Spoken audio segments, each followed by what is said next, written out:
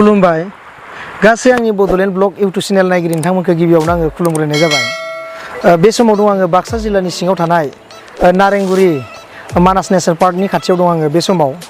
बेयाव नोंथांमोननो आं दिनै जोबोद मोनसे इन्टारेस्टिं मोनसे बोरसि दैमानि मोनसे नुथायखौ दिन्थिनो नागिरदों। नोंथांमोना जुदि मानास नेसनेल पार्कआव जुदि बेरायनो फैयोब्ला बे बोरसि दैमाखौ नायफैब्ला थारैनो जोबोद गोजोननाय मोनगोन।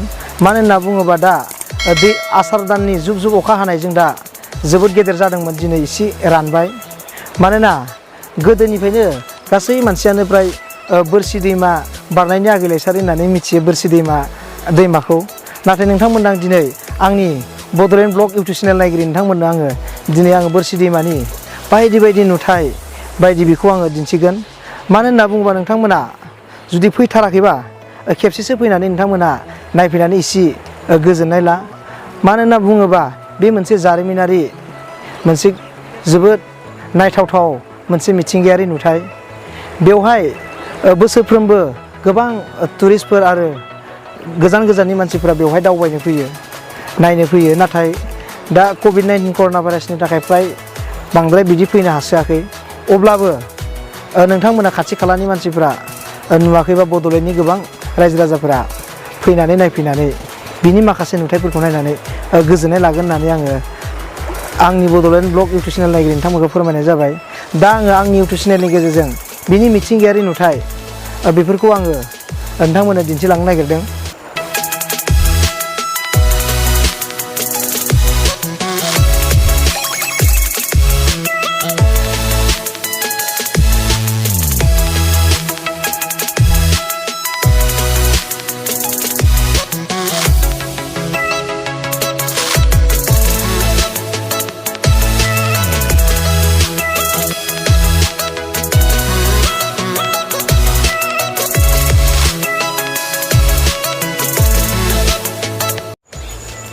थारैनो नोंथांमोननो आङो बोरसि दैमानि माखासे एसे जारिमिनखौ खोन्थाबाय। नाथाय बेनि मिथिंगायारि नुथायफोरा जोबोद समायना। अब्लाबो नाथाय बोरसि दैमानि जिं जिं रायजो जानाय गोबां सुबुं, गोबां बर' आरो मुस्लिम बायदिसिना जन'गोष्ठीफोरा बेवहाय जिं जिं रायजो जायो। नाथाय बिथांमोना गोबां दैबाना हा खुरखानायनि जाहोनजों गोबां खहा जानो गोनां जायो। सोरनिबा न', सोरनिबा माइ गायग्रा बायदिसिना थांनो गोनां जायो। नाथाय बे बोरसि दैमाया गोदोनिफ्रायनो मोनसे जारिमिनारि दैमा। थारैनो बे दैमानि मुंखौ रावबो मिथियै गैया। अल इन्डिया रेडिअ गुवाहाटियावबो बे मेथाइखौ फोस्रावनाय जाबाय थायोमोन, बोरसि दैमा बारनायनि आगैलायसारि होननानै। नाथाय बे जोबोद इन्टारेस्टिं मेथाइमोन।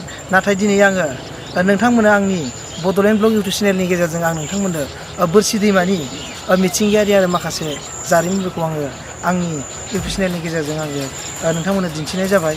आरो नोंथांमोना जुदि आंनि बड'लेण्ड ब्लग इउटुब चेनेलखौ जुदि मोजां मोनोबा नोंथांमोना साबस्क्राइब खालाम आरो बेल आइकनखौबो थुनानै नोंथांमोना लाबानो जाबाय।